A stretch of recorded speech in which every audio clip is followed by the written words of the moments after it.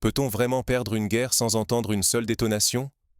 Cette idée dérange, pourtant elle plane aujourd'hui sur Pokrovsk, où l'inimaginable vient de se produire.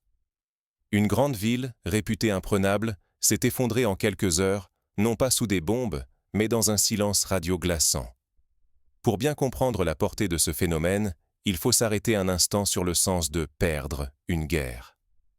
Depuis des siècles, la défaite est associée à la force brute. Des murailles brisées, des rues jonchées de ruines, le bruit assourdissant des tirs et des explosions. Pensez à la prise de Constantinople en 1453, où les canons ottomans ont fracassé les remparts, ou à Stalingrad, où chaque pâté de maison a été disputé au prix d'un carnage sans nom. Pourtant, à Pokrovsk, la chute ne s'est accompagnée d'aucun fracas. Le silence lui-même est devenu une arme. Pas de siège sanglant, pas de combat dans les rues. À la place, une vague de retrait précipité. Des unités entières quittent leur position, abandonnant matériel et véhicules, disparus dans la confusion, sans qu'aucune offensive majeure ne soit signalée. La scène rappelle certains épisodes de la Seconde Guerre mondiale, comme la débâcle française de 1940, où des divisions entières se sont retrouvées coupées les unes des autres, fuyant sans coordination devant l'avancée allemande. Mais ici, la cause n'est pas l'impact des blindés ennemis, c'est une rupture invisible, celle des communications. Officiellement, le commandement parle de repli tactique. Mais les images satellites et les récits locaux racontent une autre version. Une débâcle désordonnée, des ordres absents, des groupes isolés livrés à eux-mêmes. Certains soldats, coupés de tout, errent dans des zones grises, incapables de dire qui commande ou même où se trouve la ligne de front. Ce gouffre entre le discours officiel et la réalité du terrain expose une vérité troublante. Ce n'est pas la puissance de feu, mais la rupture de la coordination qui a paralysé la défense. Les réseaux radios se sont éteints, les drones sont devenus aveugles, la chaîne de commandement s'est dissoute dans le brouillard numérique. Pour la première fois, une armée moderne s'est trouvée impuissante, non par manque de courage ou d'armes, mais parce que sa colonne vertébrale numérique a été brisée. Pourquoi cela est-il si alarmant? Parce que ce n'est plus de la science-fiction. Si une attaque invisible suffit à désintégrer une force organisée, alors aucune institution, aucun État moderne n'est à l'abri. Le choc de Pokrovsk est un rappel brutal. Là où tout dépend de l'information, tout peut s'écrouler en quelques instants. Refuser de voir ce danger, c'est accepter une menace silencieuse, capable de bouleverser la sécurité, la réactivité et même la stabilité politique. Mais comment en est-on arrivé à un tel chaos? Quelle chaîne d'événements a vraiment provoqué cette perte totale de contrôle?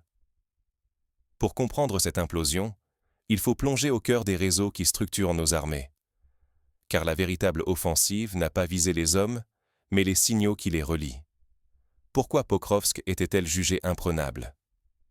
Jusqu'à récemment, la question semblait superflue, tant la ville incarnait un verrou stratégique du dispositif ukrainien. Pokrovsk n'est pas qu'un point sur la carte.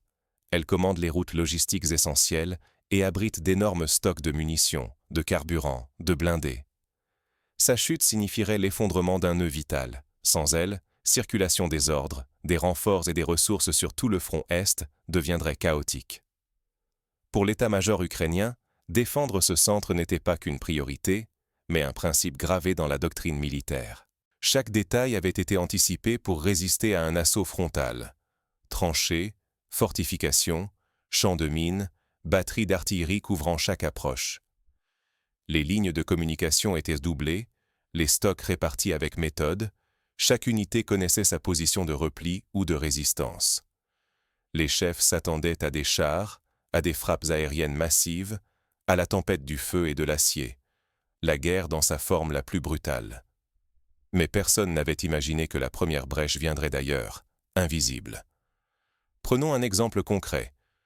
Lorsque la ville de Mossoul est tombée aux mains de Daesh en 2014, ce furent les réseaux sociaux et la diffusion de fausses informations qui ont semé la panique dans les rangs adverses, provoquant des retraits précipités. Mais à Pokrovsk, la menace était encore plus insidieuse. Il ne s'agissait pas seulement de désinformation, mais d'un effondrement total du système nerveux numérique. Tout débuta par de légères anomalies. De courtes coupures radio, d'abord attribuées au brouillage habituel du front. Puis, les opérateurs de drones signalèrent des pertes de contrôle. Images figées, commandes muettes, appareils immobilisés. En quelques heures, des groupes entiers furent isolés, incapables de recevoir ou d'émettre le moindre signal sécurisé. L'infrastructure numérique, silencieuse et omniprésente, révélait soudain sa fragilité. Dans un monde où chaque seconde compte et où la coordination dépend du flux d'informations, négliger l'infrastructure numérique revient à ignorer le talon d'Achille de toute armée moderne. Le courage ou le blindage ne suffisent plus. Priver une unité d'information, et elle devient aveugle, vulnérable, déjà battue. Mais que s'est-il passé, précisément, le jour où tout a basculé? Pour comprendre l'effondrement de Pokrovsk, il faut plonger dans les coulisses de cette attaque invisible. Car la bataille ne s'est pas jouée dans les tranchées, mais dans l'espace numérique. Ce n'est pas l'artillerie qui a brisé la défense de Pokrovsk, mais le vide des signaux. Un silence numérique est tombé, brutal et total. Radio muette, satellite injoignable, réseau pulvérisé. L'attaque n'a pas visé les hommes ni les chars, mais la sève invisible de toute armée moderne, l'infrastructure de communication. En quelques battements de cœur, les troupes ukrainiennes ont été coupées du commandement central. Impossible d'envoyer un ordre, de lire la situation, de coordonner la moindre riposte. Les ondes saturées d'interférences, les drones soudain aveugles, des officiers isolés, tout se dissout dans une désintégration du commandement, brutale, silencieuse, inéluctable. Il ne s'agit pas de la chute d'un bastion, mais de l'effondrement de la capacité à agir ensemble. Des groupes isolés, incapables de savoir qui commande, ou même où se trouve l'ennemi, improvisent. Certains battent en retraite, d'autres tentent de tenir, d'autres encore restent figés, suspendus à un signal qui ne viendra jamais. La panique se propage comme une onde de choc. À mesure que la communication s'effondre, la confiance se dissipe. Les soldats abandonnent du matériel sur les routes, parfois encore intact. Des colonnes se forment à l'aveugle, s'engorgeant sur des axes secondaires, incapables de savoir si elles marchent vers la sécurité ou droit dans une embuscade. Pour illustrer cette dynamique, souvenons-nous de la bataille des Ardennes en 1944. Là aussi, lors de l'offensive surprise allemande, la rupture des communications alliées a permis des percées spectaculaires, provoquant des mouvements de panique et des abandons de matériel. Mais la différence majeure, à Pokrovsk, la rupture était totale, sans même les combats féroces qui jalonnaient les forêts ardennaises. Les pertes ne se comptent plus seulement en véhicules ou en munitions, mais en temps, et désormais le temps est plus précieux que l'acier. 10 minutes de silence suffisent à balayer un bataillon entier. Quand chaque minute sans coordination fait basculer le front, la moindre défaillance devient une condamnation collective. Privée de vision et de voix, l'armée sombre dans le chaos. Les unités s'égarent, certains points d'appui capitulent sans combattre. La défense s'écroule comme un château de cartes. Ce n'est pas une défaite par la force, mais la victoire de l'obscurité numérique sur l'ordre établi. Autour de Pokrovsk, la réalité s'impose. Le commandement n'est plus qu'un mot creux, la discipline un souvenir lointain. Les routes se transforment en pièges, les groupes se croisent dans la nuit, incapables de communiquer ou de s'identifier. La désorientation règne, la rumeur devient un ordre, la peur la seule boussole. Ce qui vient de se jouer ici dépasse la perte d'une ville. C'est l'avènement d'une guerre où la maîtrise des signaux vaut plus que 1000 divisions. Toute structure fondée sur la technologie peut s'écrouler en quelques secondes, chaque institution dépendante du numérique devient une cible. Désormais, la sécurité nationale, la réputation, la souveraineté, tout se joue à la vitesse de l'information. Mais ce bouleversement ne se limite pas au champ de bataille. Il redéfinit la vulnérabilité de chaque État moderne. Qui contrôle les signaux, contrôle le destin d'une nation entière. Quand le silence devient l'arme la plus redoutable. Sous le voile d'un simple retrait, la chute de Pokrovsk a provoqué un effet domino foudroyant sur toutes les lignes de défense alentour. Privée de coordination numérique, chaque position a cédé, souvent sans même combattre, semant la panique sur des dizaines de kilomètres. Ce n'est pas une forteresse qui s'est effondrée, mais tout un réseau. En quelques heures, la défiance s'est infiltrée dans les systèmes militaires, brisant la chaîne de confiance. Les soldats, désorientés, voyaient leur communication trahie ou muette, leurs outils de navigation devenant des pièges mortels. Pour la première fois, la technologie censée garantir la cohésion a précipité l'isolement total des unités.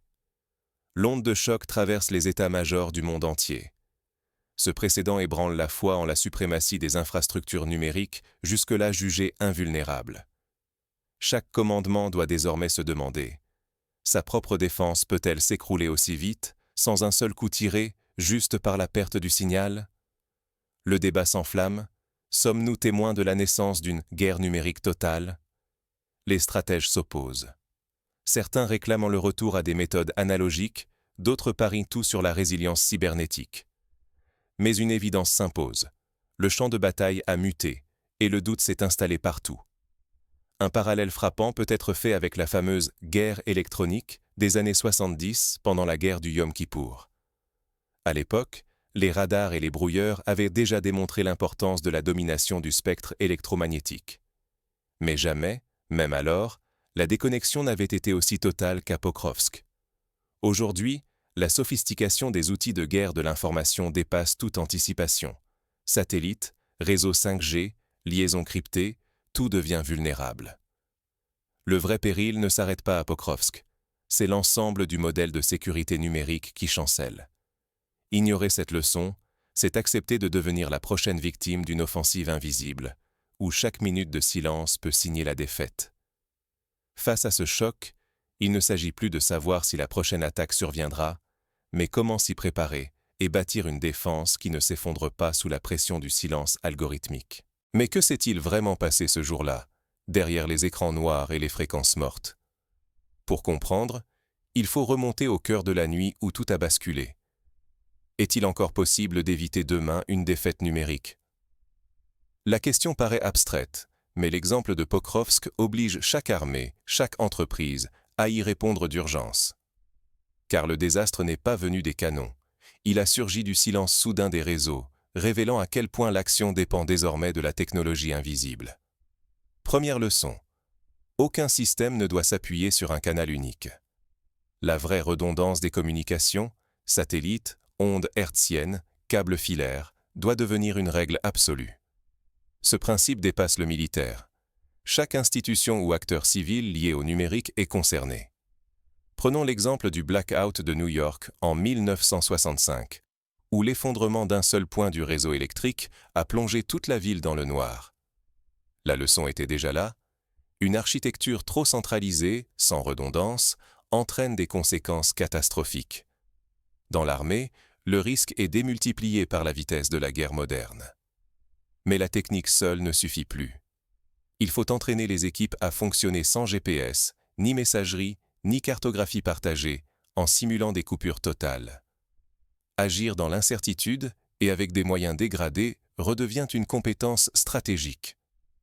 Toute structure incapable de survivre hors ligne devient une proie facile face à la guerre de l'information. Pour illustrer cette démarche, les forces spéciales de plusieurs pays organisent régulièrement des exercices de blackout, où tous les moyens numériques sont coupés. Les soldats doivent alors s'orienter à la carte, transmettre les ordres par estafette et improviser des signaux visuels ou sonores. Ces techniques, héritées d'un autre temps, redeviennent précieuses dans un conflit où la technologie peut s'effondrer d'un instant à l'autre. Désormais, investir dans la résilience technologique est une priorité vitale. Cela ne signifie pas seulement acheter du matériel, mais préparer chaque scénario d'interruption. Brouillage, sabotage, falsification de données. Les plans de continuité doivent être testés, adaptés, puis intégrés à la culture même de l'organisation. Ainsi, lors de la cyberattaque contre l'Estonie en 2007, le pays a mis en place des backups décentralisés et des procédures manuelles pour garantir la continuité de l'État. Cette anticipation a permis de limiter les dégâts et de renforcer la confiance des citoyens dans les institutions. L'exemple est parlant. La résilience, c'est prévoir l'imprévisible. Ce qui est en jeu, c'est notre dépendance croissante au digital, jusque dans la gestion de crise. La tentation de tout automatiser, de déléguer aux algorithmes, crée une faille structurelle. Il faut que le chaînon humain sache encore décider, même privé d'assistants numériques. Désormais, l'enjeu dépasse l'efficacité immédiate. La réputation, la souveraineté et la capacité d'action d'un État ou d'une entreprise reposent sur cette agilité face à l'imprévu numérique. Celui qui n'anticipe pas la chute possible de ces réseaux risque de voir son autorité s'évaporer en quelques minutes, sans qu'un seul coup de feu ne soit tiré. Pokrovsk n'est pas une exception, mais un signal d'alarme pour toutes les structures modernes. Se préparer à la déconnexion forcée, c'est préserver l'essentiel, la capacité de décider et d'agir, quoi qu'il advienne. Mais que se passe-t-il lorsque l'effondrement numérique n'est plus une hypothèse, mais une réalité vécue en temps réel? C'est là que débute le véritable test de résilience. La véritable bataille s'est jouée sans bruit, sur des ondes invisibles. Ce qui a balayé Pokrovsk n'est pas une offensive classique, mais le signal brutal d'une nouvelle ère. Ici, la victoire n'est plus l'affaire des chars ni des bombes, mais de la capacité à plonger l'ennemi dans le noir, à brouiller ses repères sans même qu'il en prenne conscience. Ce basculement a été foudroyant. L'effondrement n'a pas été provoqué par la force, mais par une frappe chirurgicale sur les réseaux d'information. Radio muette, communication brouillée, chaînes logistiques aveuglées, en quelques heures, la cohésion et la décision ont vacillé. Les soldats, privés d'ordre fiable, sont devenus prisonniers d'un brouillard numérique, incapables de distinguer l'ami de l'ennemi, le vrai du faux. Face à ce chaos, les autorités ont d'abord parlé de réorganisation. Mais les images satellites et les témoignages le confirment. Il s'agit d'un effondrement systémique. Chaque minute de paralysie a coûté des positions, du matériel, parfois des vies. L'armée, dépendante de ces systèmes, a perdu le contrôle du terrain et du récit en l'espace de quelques battements de cœur. La leçon est saisissante. Ne pas intégrer ce tournant, c'est s'exposer à l'invisible. Car désormais, tout pays, toute institution appuyée sur le numérique affronte la même menace, celle d'un effacement soudain, sans bruit, mais aux conséquences potentiellement dévastatrices. Notre sécurité, notre capacité d'action, la fiabilité de nos systèmes, tout repose désormais sur un fil, la confiance dans nos réseaux. Pokrovsk n'est pas une anomalie, c'est un avertissement lancé à l'Europe, au monde. Préserver la souveraineté, c'est aussi, d'abord, maîtriser les flux d'informations et bâtir une résilience face aux attaques algorithmiques. Le champ de bataille ne connaît plus de frontières claires. Il s'étend aux serveurs, aux satellites, aux signaux qui orchestrent le quotidien. Ignorer la centralité de la guerre informationnelle, c'est préparer d'autres Pokrovsk. Les prochains chocs viendront peut-être de l'intérieur. Nos infrastructures, nos communications, la confiance collective sont désormais les premières lignes de front. La lucidité est la première défense. Ne sous-estimez jamais le pouvoir du silence numérique. C'est dans ce vide que s'infiltrent les ruptures de demain. En guise de conclusion, que peut-on retenir de cette débâcle sans bruit? Premièrement, la fragilité des sociétés modernes réside dans l'interconnexion de tous les systèmes. Deuxièmement, la vitesse de propagation d'une panne numérique est sans précédent. En moins d'une heure, une organisation entière peut passer de la maîtrise totale à la confusion la plus absolue. Troisièmement, la résilience ne s'improvise pas. Elle exige des plans, des exercices, une culture du risque partagée à tous les niveaux. Pour éviter que l'histoire ne se répète, chaque armée, chaque entreprise, chaque gouvernement doit dresser l'inventaire de ses dépendances numériques et préparer des scénarios de rupture. Cela passe par le développement de moyens alternatifs de communication, par la formation régulière à la gestion de crises hors ligne et par l'investissement dans la cybersécurité, non plus comme un luxe, mais comme une condition d'existence. Imaginons un instant un hôpital moderne dont tous les dossiers, alarmes et communications passent par le réseau. Une cyberattaque peut, en quelques minutes, plonger des centaines de patients dans le danger, sans aucun tir, sans aucune explosion. La logique est la même. Le silence, imposé par un ennemi invisible, peut être plus meurtrier qu'un assaut frontal. En somme, Pokrovsk n'est pas seulement un épisode de la guerre en Ukraine, c'est la préfiguration de tous les conflits à venir. Là où l'information circule, le risque de voir tout s'effondrer en silence grandit. Refuser de le voir, c'est accepter de s'exposer à la prochaine onde de choc. Reste une question. Serons-nous prêts, la prochaine fois, à affronter le vide? La réponse appartient à chacun d'entre nous, car la première ligne ne se trouve plus seulement sur le front, mais dans les serveurs, les réseaux et la vigilance collective.